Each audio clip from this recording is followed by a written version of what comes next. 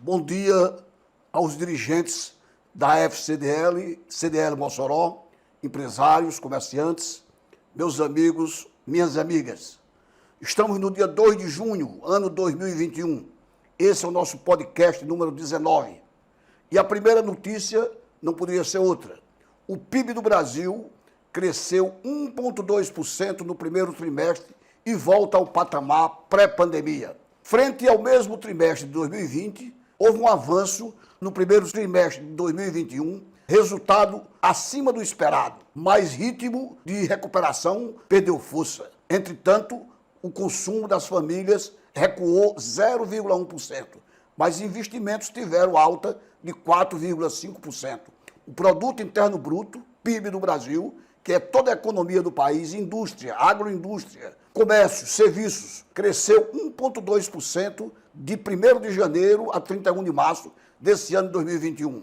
Divulgou ontem o Instituto Brasileiro de Geografia e Estatística, o IBGE. Em valores correntes, o PIB totalizou 2 trilhões e 48 bilhões de reais. Os números do IBGE confirmam que a economia brasileira iniciou o ano em expansão, dando sequência à recuperação dos danos causados pela pandemia da Covid-19. Embora o ritmo tenha perdido força, foi menor que a registrada nos 2 trimestres anteriores.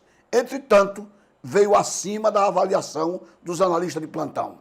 Ou seja, comparado os 3 primeiros meses do ano de 2021 aos 3 primeiros meses do ano de 2020, crescemos 1,2% na economia nacional, o que significa muito diante de uma pandemia que varre todo o planeta Terra e no Brasil já deixou mais de 470 mil mortos até o presente momento, com 16 milhões e 700 mil pessoas infectadas da doença. O comércio, a indústria, a agroindústria, os serviços dão prova de uma recuperação.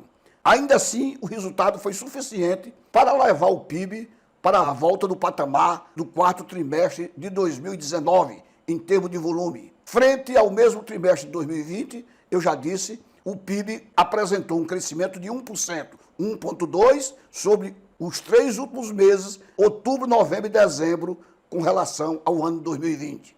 O resultado veio acima do esperado.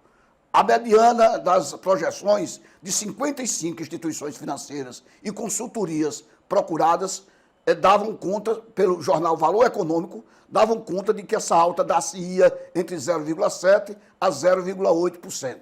Mesmo com a segunda onda da pandemia de Covid-19, o PIB cresceu no primeiro trimestre, já que, diferente do ano passado, não houve tantas restrições que impediram o funcionamento das atividades econômicas no país. O PIB é a soma de todos os bens e serviços produzidos no país e serve para medir a evolução da economia. O PIB volta ao patamar pré-pandemia, entretanto, com as cautelas necessárias para a observação da doença.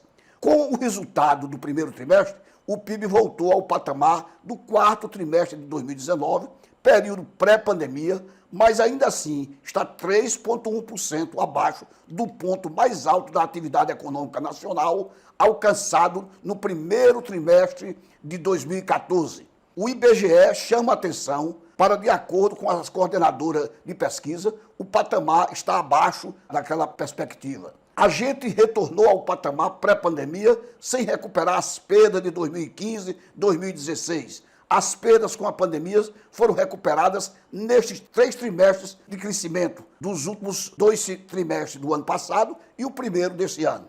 Os principais destaques do PIB do primeiro trimestre: os serviços cresceram 0,4%, a indústria cresceu 0,7%, a agropecuária, como sempre, carro-chefe da economia nacional, cresceu 5,7%, o consumo das famílias diminuiu 0,1%. O consumo do governo diminuiu 0,8%. Os investimentos cresceram 4,6%. As exportações aumentaram 3,7%. As importações aumentaram 11,6%. E a construção civil deu prova do seu equilíbrio, crescendo 2,1% no primeiro trimestre de 2021. A agropecuária foi o destaque entre os setores e os 3 grandes setores da economia avançaram nos primeiros 3 meses do ano, contra o 4º trimestre, em referência ao 4º trimestre de 2020. O maior crescimento foi da agropecuária, 5,7%. É um dado pujante e que encheu de boa expectativa otimista para os outros meses do ano. Já estamos hoje em 2 de junho e temos aí, dentro de mais 30 dias, teremos encerrado o primeiro semestre do ano e, quem sabe, esse segundo trimestre, que se encerrará em 30 de junho, haverá de aliviar toda essa tensão que mapeia, que dá margem à economia nacional desde março de 2020, quando foi oficialmente instalada no Brasil a pandemia que atordou a todos nós. Então, é uma notícia para se dar graças diante de uma provisão tão grande de números negativos pela pandemia, pela crise econômica, pelo mundo afora, exterior, que também convive com a situação precária devido à pandemia mundial do coronavírus. Notícia positiva para o Brasil e a atividade industrial avança também, foi puxada pelas indústrias extrativas, que cresceram 3,2%. Também registraram taxas positivas à construção, à eletricidade, gás, água, esgoto, atividade de gestão de resíduos.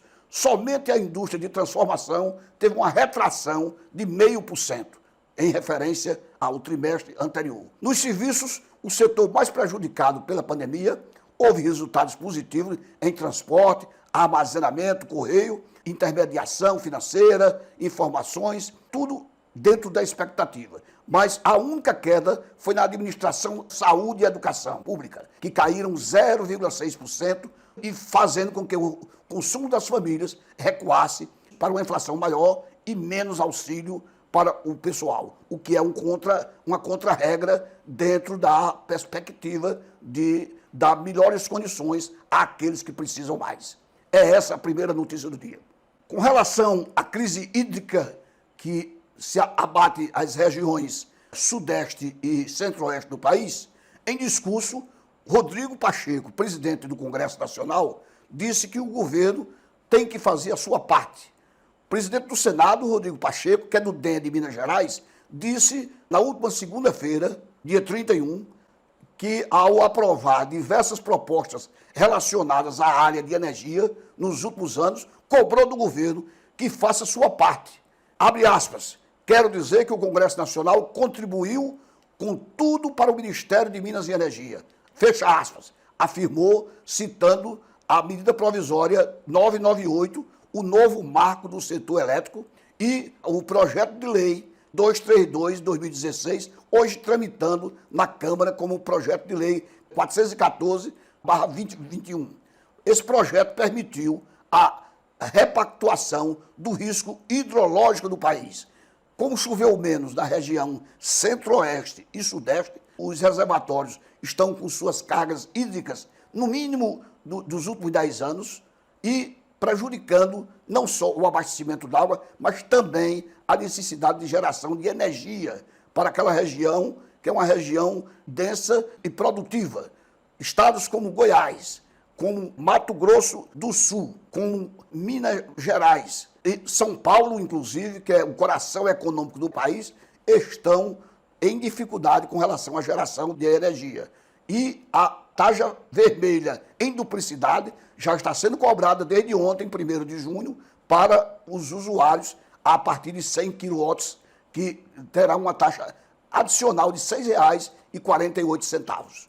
Pacheco mencionou no seu pronunciamento ainda que a medida provisória de privatização da Eletrobras, aprovada pela Câmara e em tramitação no Senado, deverá ser aprovada. A proposta ainda não tem relator indicado e agora passou a ter. O senador Marcos Rogério, do Democratas de Rondônia, é o novo relator da privatização no Senado, do projeto de privatização da Eletrobras, que deverá tramitar com mais rapidez, fazendo com que a estatal seja, ainda no ano de 2021, privatizada, como era a pretensão do governo. O governo federal tem interesse em vender patrimônio para poder fazer face às necessidades de caixa do governo e principalmente pressionado pelo auxílio emergencial. do ano de 2020 e do ano de 2021.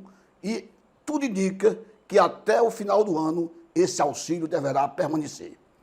Com relação à economia nacional, dois dados são relevantes para mostrar que o PIB realmente veio em linha superior do que se esperava, contribuiu mais do que se esperava para o crescimento do nosso produto interno bruto no ano 2021. A Bolsa de Valores de São Paulo fechou ontem, dia 1º de junho, na sua máxima alta histórica, aos 128.267 pontos, onde subiu 1,62, acumulando, portanto, ganhos de 6% já no ano de 2021.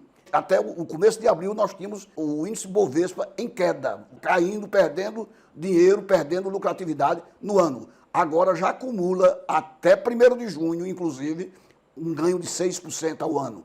Com as suas principais ações, Petrobras, Vale do Rio Doce, Companhia Siderúrgica Nacional, Usiminas e tantas outras, os bancos, as que propiciam comércio através de commodities e exportam minério de ferro, soja, gado, todas elas estão em alta. E o dólar americano chegou ontem ao preço mais barato em relação ao real. Um dólar ontem fechou a R$ 5,14, o que não acontecia desde dezembro de 2020. Portanto, há 5 meses o dólar não tinha preço tão compasso de espera ao real. Agora, R$ 5,14 para um dólar americano. Outra notícia importante. Após conversa com o ministro na semana passada, Rodrigo Pacheco também questionou no encontro que teve esta semana com o presidente Jair Bolsonaro que o governo está disposto a não levar em frente a reforma administrativa que havia proposta e que muda as regras para o funcionalismo público brasileiro e não trabalhará por ela. Portanto, segundo apurou o jornal Estado de São Paulo, Broadcaster, Guedes confidenciou a contrariedade de Bolsonaro a Pacheco em encontro na semana passada, o que motivou o presidente do Senado a questionar ontem, publicamente, o comprometimento do governo com a reforma. Mas os dois sentaram, conversaram e o texto é uma das principais reformas estruturantes defendidas por Guedes, que criou a polêmica no início do ano passado ao comparar servidores públicos a parasitas. Também é acompanhada com lupa pelo mercado, que vê nas mudanças uma importante forma de reduzir o tamanho do Estado e o impacto do funcionalismo nas contas públicas. Segundo o jornal Estado de São Paulo, o serviço em tempo real do Grupo Estado publicar a conversa reservada entre Guedes e Pacheco, nesta segunda-feira última, os contratos baseados em juros futuros subiram e o que mostra a expectativa de piora no cenário geral da política nacional. É, portanto, um passo a passo, lento e muitas vezes desgastante, o relacionamento das providências do Executivo, da Presidência da República e de seus ministérios, junto ao Legislativo, que é o Congresso Nacional. O mês de maio mostrou um superávit comercial da balança comercial brasileira com o exterior de 9 bilhões 290 milhões de dólares. Para o mês de maio é recorde. Nos últimos anos, essa supremacia. E vai ao encontro do que os estrategistas e analistas econômicos estão prevendo, que teremos o ano de 2021 um superávit comercial, ou seja, exportações menos importações, com um superávit nacional do Brasil em torno de 85 bilhões de dólares de janeiro a dezembro. Mostrando maio com essa fortaleza, 9 bilhões 290 milhões de dólares de superávit, consolida-se a expectativa de que realmente teremos um ano melhor, não só com relação ao abastecimento interno, mas também nas exportações, o que é louvável e, numa hora tão difícil, conta ponto favorável ao governo e ao país. Bom dia a todos os que estão nos assistindo, aos telespectadores do YouTube, do Instagram, do Facebook, da CDL, da minha rede pessoal. E até a próxima semana, quando estaremos de volta com um novo podcast sobre economia. E agora, os ventos positivos, soprando positivamente em favor da economia do Brasil, mesmo numa hora de muita dificuldade da doença, da pandemia, que ela passe e que fique a fartura, a abundância, a produção, a agroindústria, o comércio, tudo em favor do bem-estar, do deleite do brasileiro. Que Deus seja louvado. Obrigado.